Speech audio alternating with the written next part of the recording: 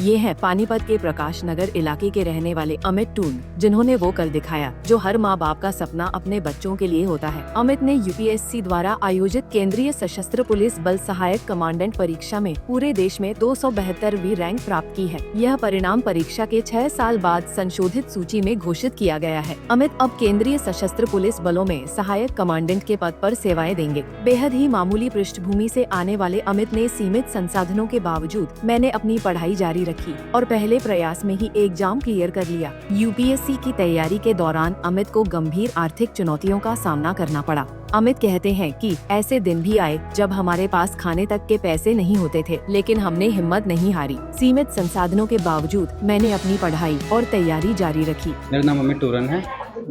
मैंने schooling MRS विद्या मंदिर से की है, 7th स्टैंडर्ड तक, नर्सरी से 7th स्टैंडर्ड तक। उसके बाद मैंने आर्य सीनियर सेकेंडरी स्कूल से 12th तक स्कूलिंग की है। बाद में मैं यूनिवर्सिटी ऑफ दिल्ली में चला गया, वहाँ से मैंने ग्रेजुएशन की है और 2017 से ही मैंने यूपीएससी की प्रिपरेशन स्टार्ट कर दी थी। और फाइनेंशियल प्रॉब्लम थोड़ी ज़्यादा प्रॉब्लम जो क्रिएट कर रही थी। और 2019 में मैंने पहली बार फर्स्ट अटैम्प्ट दिया था और फर्स्ट अटैम्प्ट में ही मेरा 2019 में मेरा फर्स्ट अटैम्प्ट में हो गया था। तो इंटरव्यू के दौरान मेरा कैंडिडेचर थोड़ा कैंसिल हो गया कि मेरे थोड़े डॉक्यूमेंट में कुछ इशू हो गया था। तो कुछ सालों तक मैंने कोर्ट केस में थोड़े हाथ पैर लगाए और कोर्ट केस जीतने के बाद मेरा अभी रिजल्ट डिक्लेयर हुआ है। उसी बीच मैं हरियाणा गवर्नमेंट में जॉब कर रहा था और हरियाणा भवन में भी जॉब किया मैंने। पंचकुला भी गवर्नमेंट जॉब थी मेरी और साथ में मैं यूपीएससी दे ही रहा था। प्री में कभी प्री हो जाता था, कभी मेंस हो जाता था, कभी इंटरव्यू में रह जाते थे। तो संघर्ष तो देखो पिछले 8-9 साल से चल ही रहा है, बट ये है कि सफल आज में 27 तारीख को रिजल्ट है। जो हम यहाँ सर्टिफिकेट्स जो सबमिट करते हैं उसमें यूपीएससी को तहसीलदार के साइन वाला सर्टिफिकेट चाहिए था। बट जो मेरा सर्टिफिकेट था, हरियाणा गवर्नमेंट में आपको पता होगा कि नायब तहसीलदार सर्टिफिकेट इशू करते हैं। कहीं कहीं तहसीलदार भी इशू करते हैं, बट मोस्टली नायब तहसीलदार के सर्टिफिकेट पर साइन होता है। तो यूपीएससी को तहसीलदार के सर्टिफिकेट वाला चाहिए था, तो ये इशू था सारा। तो अब कब रिजल्ट आया आपका? 27 तारीख को, 27 मई को। क्या रिजल्ट आया उसमें? उसमें मेरा 272 रैंक आई है और अभी मुझे सेंट्रल एजेंसी में, जितनी भी सेंट्रल एजेंसी हैं उसमें पोस्टिंग मिलेगी ए ग्रेड ऑफिसर की। और अब वो असिस्टेंट, अगर हम कोई फोर्स एलोकेट करते हैं तो मुझे अभी असिस्टेंट कमांडेंट की जॉब मिलेगी। और अगर सेंट्रल एजेंसी में होते तो उसे एसीपी, अगर किसी स्टेट में पुलिस में लगाते हैं तो भी एसीपी या डीएसपी के तौर पर। ये पहले 6-7 साल जो संघर्षशील रहे, ये कैसे गए आपको? क्योंकि यूपीएससी क्लियर करने के बाद भी जो काफ़ी सपना होता है, आप नहीं लगे, संघर्षशील कैसा रहा? उम्मीद छोड़ दी? उम्मीद देखो, इस वाले एग्ज़ाम से तो छोड़ दी थी जो मैंने 2019 को दिया था, पर कंटिन्यू लगे हुए थे। मेरी माँ हमेशा बोलती थी कि चिंता मत कर, उगते सूरज को सब सलाम करते हैं। तो एक बार मैं यहीं बैठ के रो रहा था अपनी माँ के पास, तो मैंने कहा सबका हो रहा है, मेरा समझ में कुछ आ नहीं रहा कि कहाँ किस्मत अटकी हुई है, सब साथ छोड़ते जा रहे हैं। तो माँ कह रही थी कि कोई बात नहीं मित्तू, मेरी माँ मुझे मित्तू बोलती है कि ये तो टाइम टाइम की बात है, चिंता मत कर, तेरे साथ मैं खड़ी हूँ। और तू तो भगवान में ज़्यादा बिलीव करता नहीं है, मैं बहुत भगवान में बिलीव करती हूँ। तो अभी सब तेरा साथ छोड़ रहे हैं, लेकिन उगते हुए सूरज को सब सलाम करते हैं, एक दिन तेरा भी नाम आएगा तो सब तेरे से मिलने आएंगे। ये सब मेरी माँ ने बात आज से 6-7 साल पहले बोलती, मैं बोलते हुए इमोशनल हो रहा हूँ। और एक दिन मीडिया आएगी घर पे, तब हम ये बात तूने बताई हो, और आज वही दिन है जो ये बात मैं बता रहा हूँ। नेशनल मीडिया में चल रहे हैं आप। हाँ, मुझे पता है। और बाकी ये है कि सर फाइनेंशियल प्रॉब्लम थोड़ी ज़्यादा थी हमारे यहाँ। तो उस, अगर मैं डिमोरलाइज़ किसी को करना नहीं चाहता, लेकिन आप जब छोटे स्कूल से निकल कर आते हो तो आपको बहुत ज़्यादा प्रॉब्लम होती है।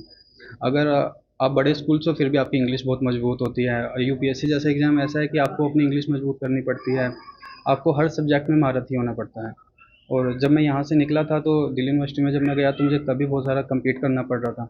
और यूपीएससी एक ऐसी चीज़ है जिसमें आपको आईआईटी आईएम वालों को पीछे धकेल के अंदर एंट्री मारनी होती है।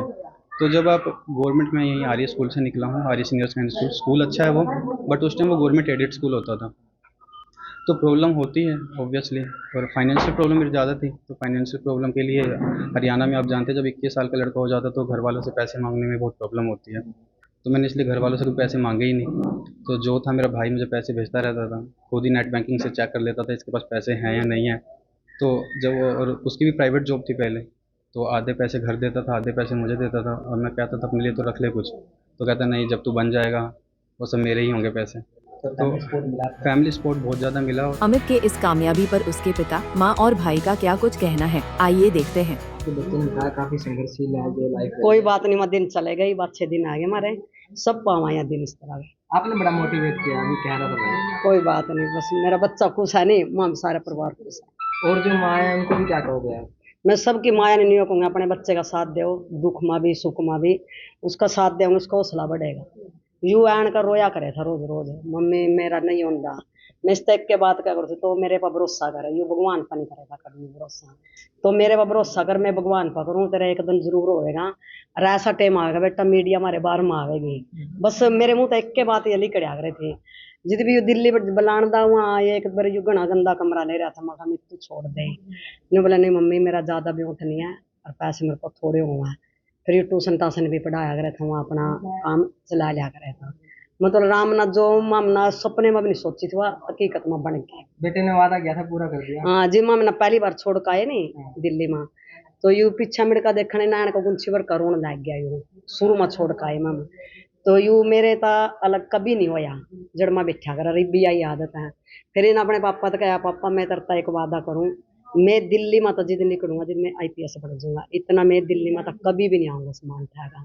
इसका पापा बोला कोई बात नहीं बेटा तो पढ़ लेंगे, कहीं मैं वादा करूँ जिद भी मैं दिल्ली में तो आऊँगा ना मैं IPS बन पाऊँगा। और आज मेरे बेटे ने काम कर दिया, बहुत बढ़िया करे आज मेरे बच्चे ने काम। कर तो 19 में गया था, लेकिन काफी संघर्षशील रही है जिंदगी, उसके बाद अब जो क्लियर है तो सरकारी गाड़ी घर से बाहर आने वाली है।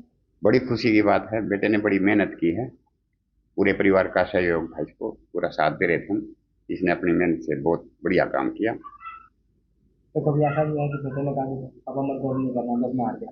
नहीं, इसने मेरे से वादा किया था, शुरू में ही वादा किया था कि मैं UPSC क्लियर करूंगा। तो खुश है बाप? हाँ बहुत खुश है, पूरा परिवार खुश है। और जो माता पिता है उनको क्या कहेंगे कि जिनके बच्चे जो है हार जाते हैं इस बात? मैं और सभी माता पिता को यही कहूँगा अभी अपने बच्चों को सपोर्ट करें, साथ दें, एक दिन बच्चा जरूर कामयाब होगा। नाम बता। मेरा नाम जयपाल टूरा। आपके भाई ने UPSC क्लियर करा, लेकिन इसके पीछे भाई ने आपका बहुत बड़ा हाथ पाया कि जितनी भी कोशिश भाई बिना कहे। जी देखो, मैं सबसे पहले कहूँगा हमने तो सिर्फ इसका साथ दिया, मेहनत तो दिल्ली बैठ के इन्होंने ही की है, तो हमें इस बात की बहुत खुशी है कि आज इसका सिलेक्शन हो गया और इसकी मेहनत रंग लाई है।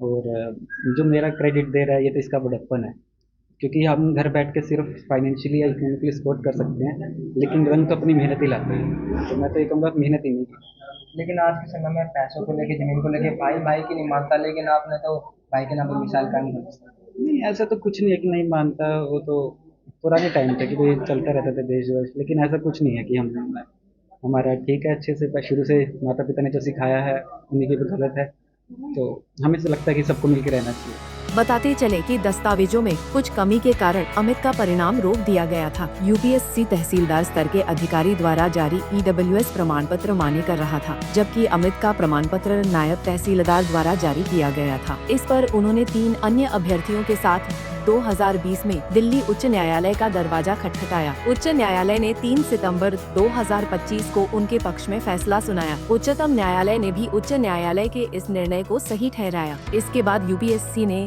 27 मई 2026 को संशोधित परिणाम जारी किया, जिसमें अमित सहित 13 अभ्यर्थियों का चयन हुआ। पानीपत से सचिन शर्मा, पंजाब केसरी TV। हमसे जुड़े रहने के लिए हमारे YouTube चैनल को सब्सक्राइब करें और नई वीडियो की नोटिफिकेशन के लिए बेल आइकॉन को दबाएं। अगर आप ये वीडियो Facebook पर देख रहे हैं तो लाइक जरूर करें और ज्यादा से ज्यादा शेयर करें। धन्यवाद।